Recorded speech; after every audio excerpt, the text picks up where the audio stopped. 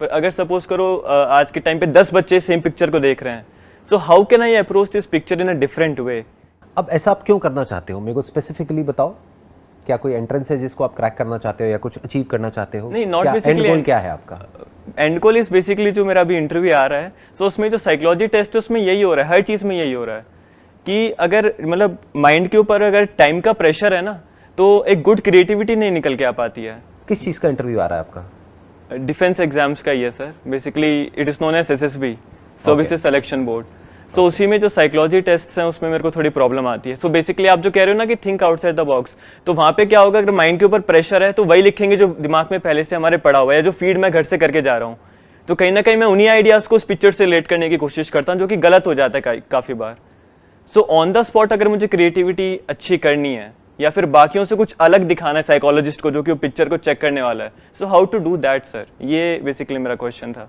अभी आप खुद करोगे यही चीज यहीं पे ऑन द स्पॉट, राइट? तैयार हो जाओ पूरी तरह से, अपनी ब्रेन को अलर्ट कर लो। सबसे पहला स्टेप है कि आपको पहले से कुछ भी सोच करके नहीं जाना है, क्योंकि आपको पता ही नहीं है कि वहां पे क्या पिक्चर दिखाने वाले हैं। Exactly sir. और सामने साइकोलॉजिस्ट बैठे हैं, वो साइकोलॉजिस्ट क्या देखना चाहते हैं कि आपकी जो थिंकिंग है उसके थ्रू वो इंटरप्रेट कर रहे हैं कि आपकी पर्सनैलिटी क्या है। Yes sir. And that personality whether it is suitable for what ever that position is. मान लेते हैं एयरफोर्स में आप जाना चाहते हैं, तो अब वो ये देखना चाहते हैं कि क्या ऑन द स्पॉट आप डिसीजंस ले पा रहे हो या नहीं ले पा रहे हो, whether you are a quick thinker और you are a sluggish thinker, वो ये देखना चाहते हैं। Yes sir, exactly. तो सबसे पहले तो इसको ब्रेक करने का तरीका क्या है? पहले से कुछ भी सोच करके मत जाओ। Be like a clean slate. जो मैंने स्पेस की बात करी थी ना थोड़ी देर पहले, साइलेंस, खालीपन, साइलेंस, स्पेस। सोचो एक कमरा भरा पड़ा है, वहां पर आप कैसे मूव करोगे? एक कमरा खाली है तो आप कहीं भी मूव कर सकते हो, इसको क्रिएटिविटी कहते हैं। तो अब सवाल उठता है कि ये इस सिचुएशन में, ये जो अभी आपने एग्जांपल दिया, अब आप बताओ इसमें कैसे आउट ऑफ द बॉक्स सोचोगे? Okay, so I basically discuss this picture yesterday night only, जो हम लोग शाम को प्रैक्टिस करते हैं, जो 8-10 बंदों का ग्रुप है टेलीग्राम पे। So the picture was basically a boy sitting on his study table, books were open, और वो हल्का सा सैड बैठा हुआ था, and there was a lamp on the table as well. So the picture which I wrote was that Anil was a BSc final year student, and he had his final semester exams coming after 2 weeks. Since he was a good badminton player at the college level, so he was busy in his inter-college tournaments and could not focus much in the class. So due to which, when he came to know about his exams, he was a bit worried about seeing the syllabus. So then I wrote basically actions, what actions he will be taking, like he talked to his classmates, asked for the notes, practiced previous year question papers, and how he then cleared his semester exam with good marks. So this was the story which I made. अब ध्यान से समझो, अगर मैं एक psychologist हूं जो बैठ करके आपकी स्टोरी को सुन रहा हूं, जज कर रहा हूं, what's in it for me? मुझे क्या मिला? इसको बोलते हैं एक्चुअल में thinking out of the box. पहले आपको समझना पड़ेगा कि वो जो सामने वाला पर्सन है, जो इंटरव्यूअर है, वो एग्जैक्टली क्या देखना चाह रहा है, ये टेस्ट हो क्यों रहा है, what is the reason behind it. पहले इसको पढ़ो कि टेस्ट कब शुरू हुआ था, क्यों शुरू हुआ था, किस लिए करते हैं, वो क्या देखते हैं, तो आपको समझ आएगा उनकी साइकी क्या है। तो अब आपकी थॉट प्रोसेस वहां से अलाइन होगी, नहीं तो आप कुछ भी कहानी सुना दोगे। It is just one of the stories जो बाकी सब सुना रहे हैं। Yes sir. तो पहले तो आपको ये समझना पड़ेगा ना कि मैं क्या देख रहा हूं आपकी स्टोरी में, क्योंकि मेरा इंटरेस्ट आपकी स्टोरी में नहीं है, मेरा इंटरेस्ट है आपकी पर्सनालिटी में, आपकी वे ऑफ थिंकिंग में, क्योंकि वो स्टोरी से आएगी, वो स्टोरी से पता लगेगी ना। मे बी बाकी सब वहां पर जो भी आ रहे हैं वो सब इसी तरह की कहानी बना रहे हैं, मतलब उनको क्या दिख रही है, वहां पे सैडनेस दिख रही है।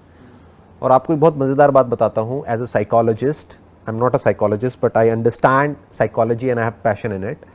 तो जो भी आप बोल रहे हो ना, आप उसके बारे में नहीं बोल रहे हो, आप ये दिखा रहे हो आप क्या हो। द मोमेंट यू से ही सैड, यू आर सैड। तो आपको सबसे पहले क्या करना है, वहीं पे क्वेश्चन मार्क लगा देना है। May be he is not sad, वो तो बैठा है पढ़ाई कर रहा है, he is basically thinking about solving a problem.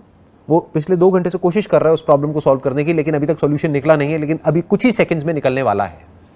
He has the capability to stay with the problem for hours. अब ये किसके बारे में आप बता रहे हो? उस बच्चे के बारे में नहीं, अपने बारे में बता रहे हो। यही तो वो सुनना चाहते हैं। This is out of the box. ऐसे और कोई नहीं सोच रहा होगा वहां पर। सब क्या कर रहे होंगे, जाकर के कहानी सुना रहे होंगे।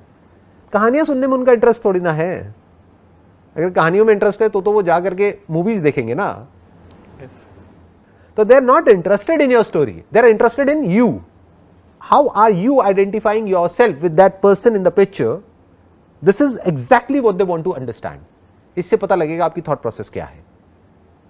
तो पहले अपनी अप्रोच को ऐसा कर दो कि एक्चुअल में आपका जो माइंड है वो सॉल्यूशन ओरिएंटेड हो जाए, क्वेश्चनिंग माइंड हो। द मोमेंट यू क्वेश्चन कि क्या ये सैड दिख रहा है या सैड है, और सैडनेस का मतलब क्या है, फेस से कैसे पता लगता है कि कोई सैड है, how do you know that? तो use these words very very carefully while narrating this story and show what you actually are deep within. जो साइकोलॉजिस्ट है उनको भी उस स्टोरी का हिस्सा बना दो, क्योंकि हर इंसान किस में इंटरेस्टेड होता है? आप में नहीं, आपकी कहानी में नहीं, वो खुद में इंटरेस्टेड होता है। Yes sir. They are the hero of their own story.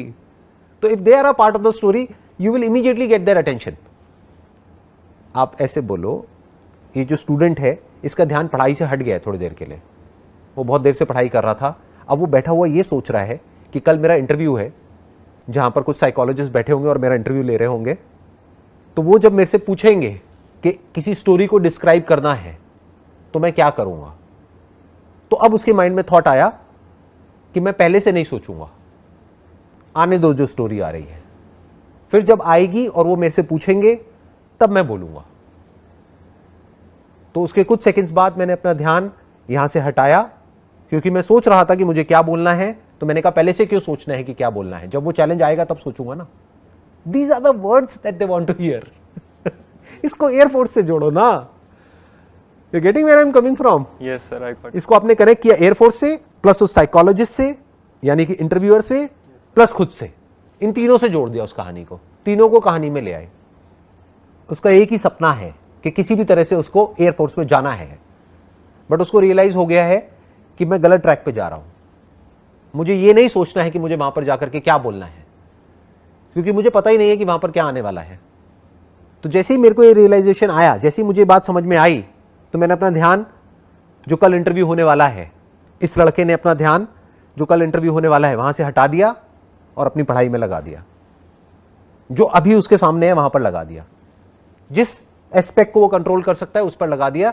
जो एस्पेक्ट उसके अभी कंट्रोल से बाहर है या जो अभी हुआ ही नहीं है, जो होने वाला है कल, उसके बारे में उसने सोचना बंद कर दिया। इस तरीके से किसी ने भी नहीं सोचा कल। मतलब ही नहीं। पूरे 8 के 8 बच्चे जो भी ग्रुप में थे सब ने ये सेम ही थीम बनाया, that he was preparing for his exams.